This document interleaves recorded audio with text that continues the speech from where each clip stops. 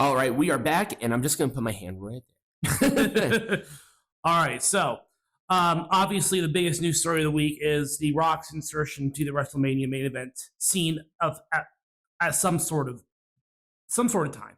And with the injury of CM Punk, I kind of saw this thing coming. I'm going to be honest with you. I think all of this is a gigantic work. I think it's going to be a triple threat match for the title. You think it is? I believe so. I think they're going to pull off something because it just doesn't make sense for Cody to go after the other title. And the thing of it is that we all are anticipating Cody and Reigns at WrestleMania. But of course, with CM Punk, who was the presumptive other entrant into the main event scene at WrestleMania, being injured, it kind of had to change some plans a little bit. So I commend The Rock for inserting himself into this situation in order to kind of garner some interest, I guess you could say, in the WrestleMania main event scene. Mm-hmm. Of course, keeping up with the theme of keeping things a little more interesting. However, it has caused a lot of controversy. A lot of people are starting to push back at this. But here's the thing. If you have a problem with The Rock being inserted in this match, the best way to do it is to vocalize it, not have a bitch fit on Twitter. And then the thing is that they are vocalizing. Yeah, but that's what you need to do. Look at what happened with Bryan Danielson. Right. It's almost a mirror. Yeah. Where they had to change the plans because you couldn't ignore the popularity. Mm-hmm. If you want to make that change, you can't let up until the change is made. Mm-hmm. But I still believe that they are doing this 100% on purpose. Yep. I think they knew that this was going to get backlash.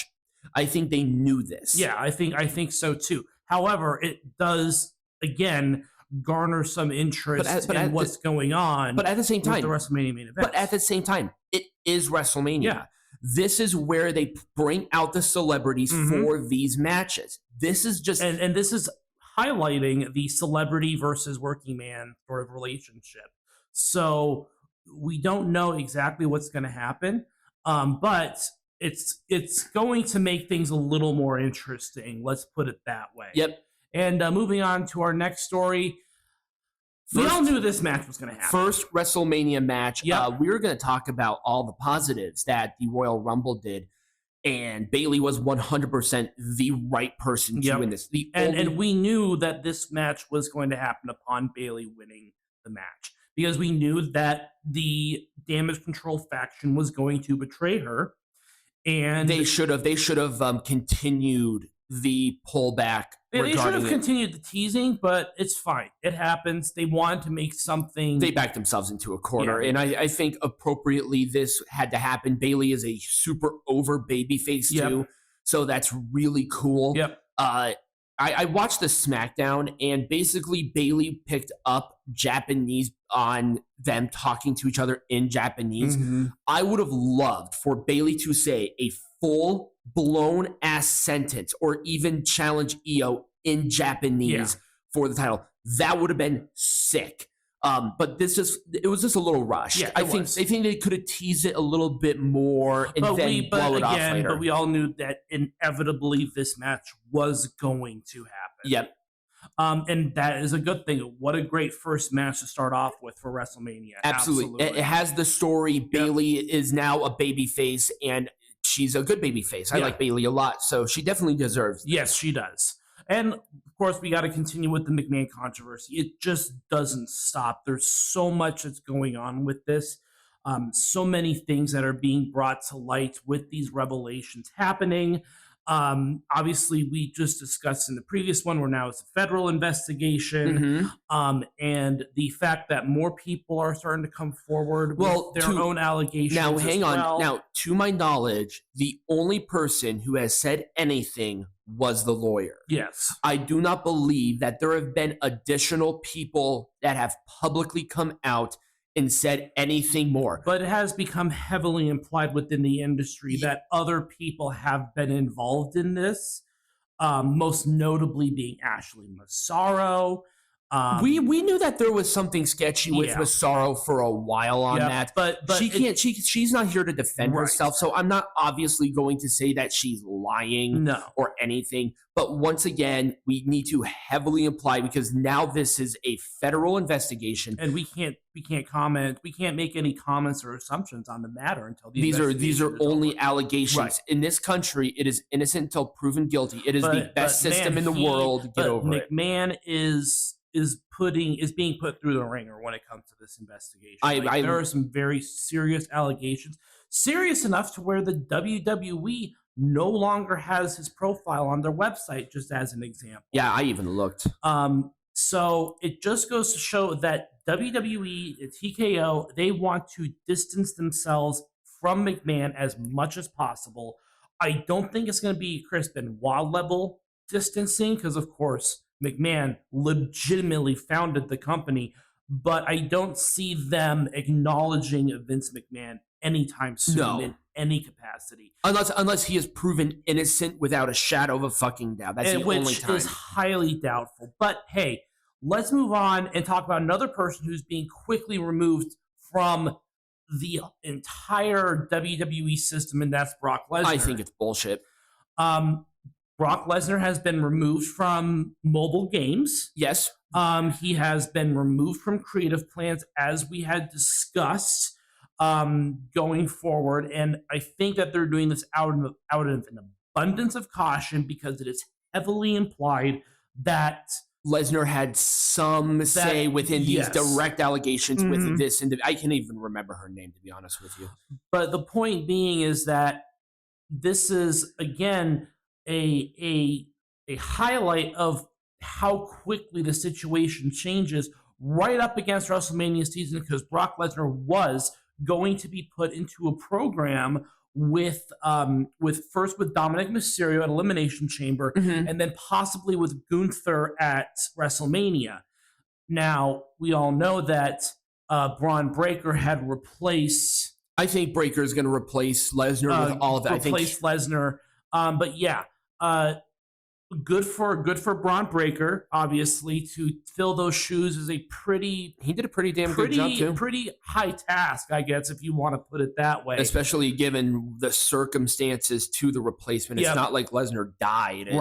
Is that he's been heavily implied in it. Like I said, he has not been named. He has not been named, and we need to heavily say that. It's like, they're doing this out of the abundance of caution due to these things. That's the only reason for it. Yep. And then, of course, we have talked about the third piece of this, was John Laurinaitis. I guess I don't.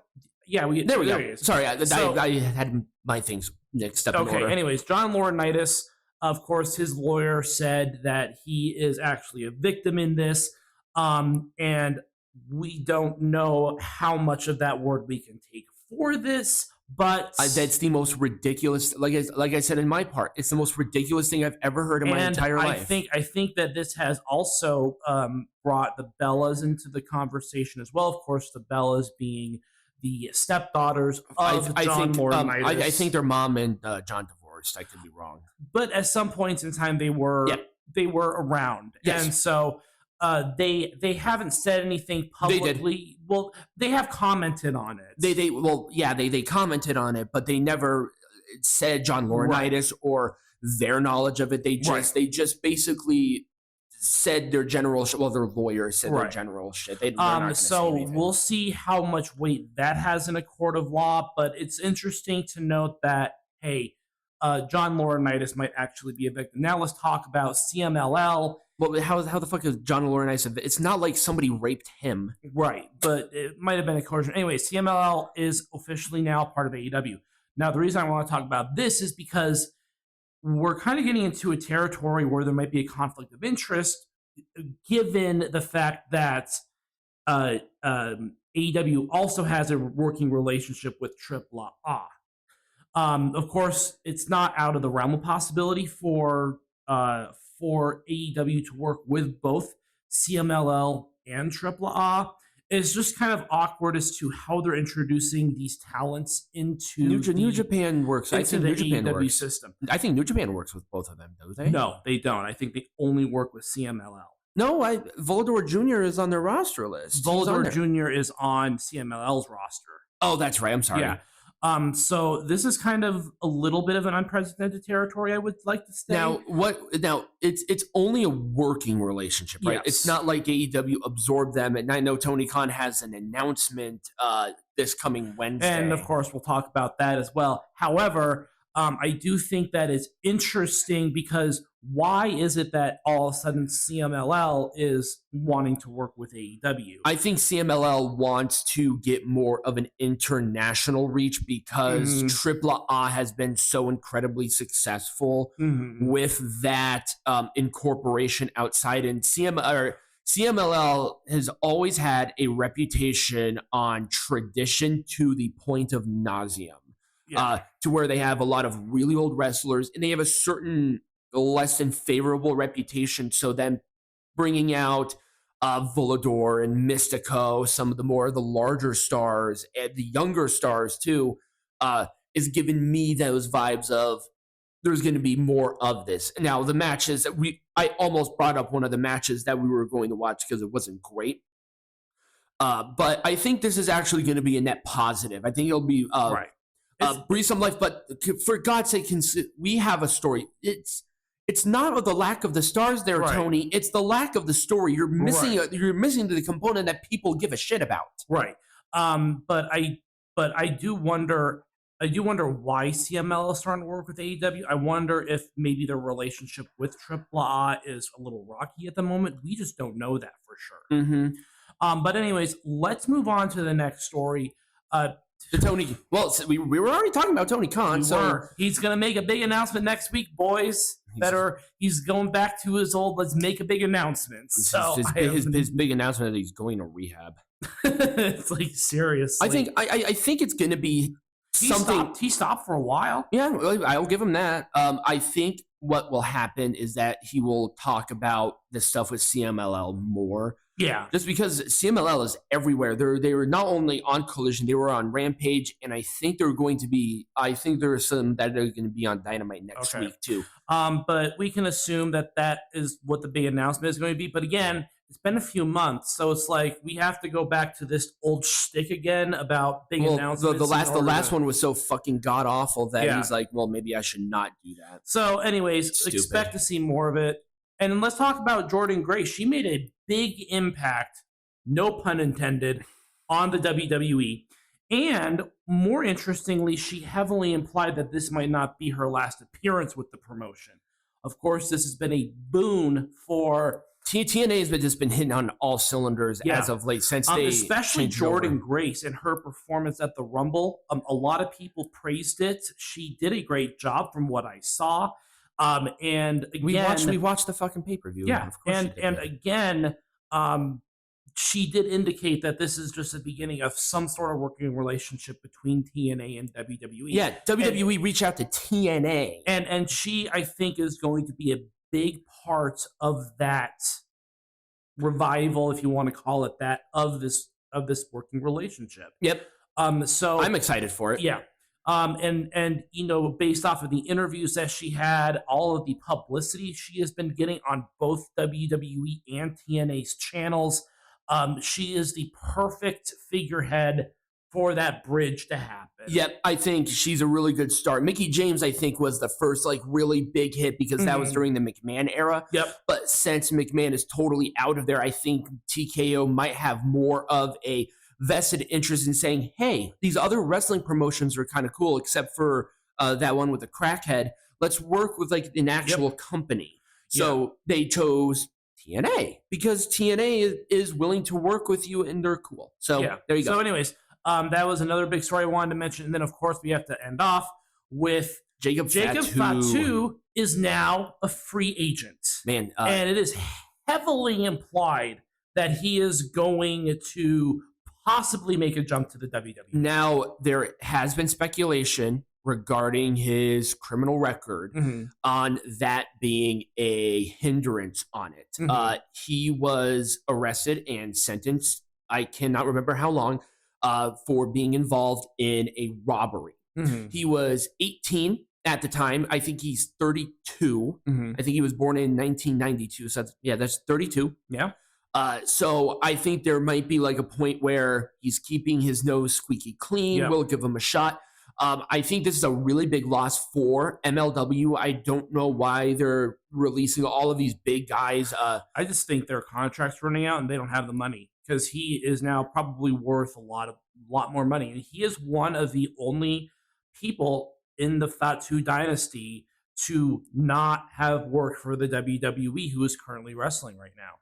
Is Umaga's kid out of is Umaga's kid out of a wrestling school yet, or do we know? I don't think so, but Okay. I believe that he is working with Booker T's school, if I'm not mistaken. Yeah, he's with them. That's essentially a WWE. Oh, that was the other thing that was announced. I think like right before the show. Booker T will not be at Vengeance Day. He went through a medical operation. I'm not sure what. But anyways, I want to talk about that because this is interesting. Fatu on free agency right before WrestleMania. You know that WWE is going to want to get something with get something with him going. Yep, I think that's an appropriate part because he's and criminal records have not stopped people from going to the WWE before. It's not like he killed anybody. It was a robbery. I mean, heck, MVP is still working with the company. Yeah, and MVP he went to prison. Yeah, he went straight to prison. I think for literally the same thing. Yeah, so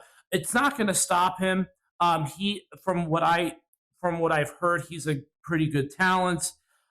He's a great talent. Put him in the WWE system. Give him NXT contract and see what happens. Yep, I agree with you on that. So that's about wrapping up on the news. Yeah. Okay, so when we come back, we're going to be talking about the Royal Rumble. Yep. And we're going to be doing this review a little bit differently.